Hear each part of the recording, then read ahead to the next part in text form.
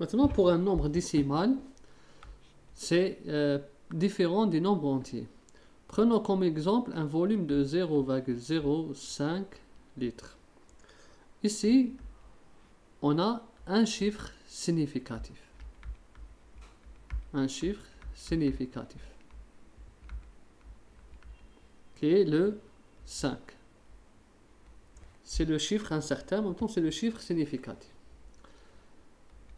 Comme deuxième exemple, bon, bien sûr, pourquoi on n'a pas comptabilisé les zéros? Ici, en principe, on pouvait dire 1, 2 ou bien 2. Parce que les zéros indiquent juste la position décimale. Prenons comme exemple ce nombre. 0,000000733. 33. Là, nous avons combien de chiffres significatifs? 1, 2, 3. Uniquement 3. 3 chiffres significatifs. Les zéros dans un nombre décimal, les zéros à gauche ne sont pas comptabilisés. À gauche du premier chiffre non nul. Là, le premier chiffre non nul, c'est celui-ci. C'est ça. Le premier chiffre non nul. Donc les zéros qui se mettent à gauche du premier chiffre non nul ne sont pas considérés comme des chiffres significatifs. Donc là, on n'aura que 7, 3 et 3. Alors, on a 3 chiffres significatifs. Maintenant, pour les nombres décimaux supérieurs à 1. Le nombre 7,0. Là, c'est différent. On aura 2 chiffres significatifs. Le premier chiffre significatif et le deuxième chiffre significatif. Dans les nombres décimaux, le 0 à droite de la virgule ou bien d'un autre chiffre est comptabilisé et est accepté comme étant un chiffre significatif.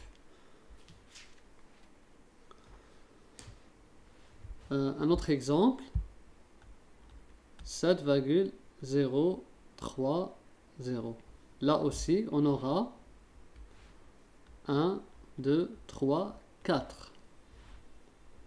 Donc, 4 chiffres significatifs. Du moment que c'est supérieur à 1. Les zéros c'est-à-dire qui viennent après la virgule sont acceptés comme des chiffres significatifs. Là, on prend 60,803. On aura fait le calcul 1, 2, 3, 4, 5. Là, c'est 5 chiffres significatifs. Maintenant, on termine par un nombre entier, mais différent de ce qu'on a vu tout à l'heure. 800, par exemple. 800, combien de chiffres significatifs? Combien? On peut dire qu'il a un chiffre significatif, ou 2, ou 3. Là, c'est un peu compliqué. On ne peut pas déterminer exactement le nombre de chiffres significatifs du nombre 800.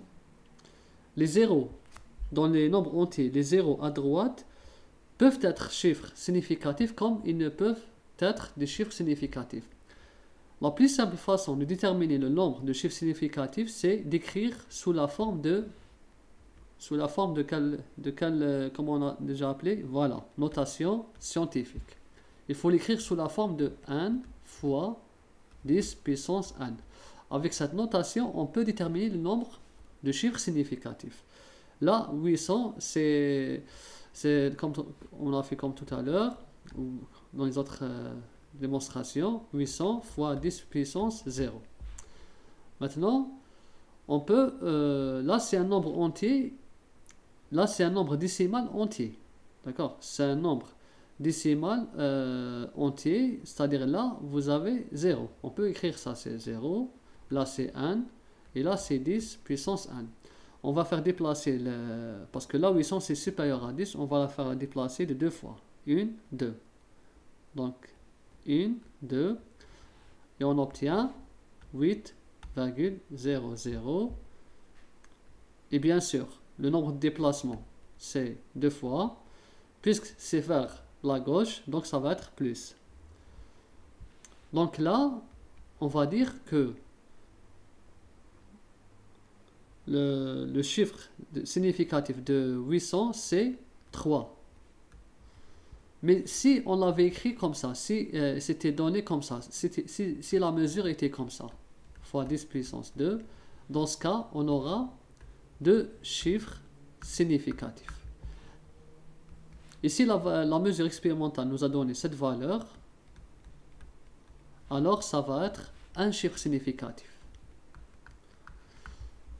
Donc, les nombres entiers, comme ça, qui s'écrivent avec des zéros, plusieurs zéros vers la fin, pour déterminer leur chiffre significatif, il est préférable de les écrire sous forme de notation scientifique.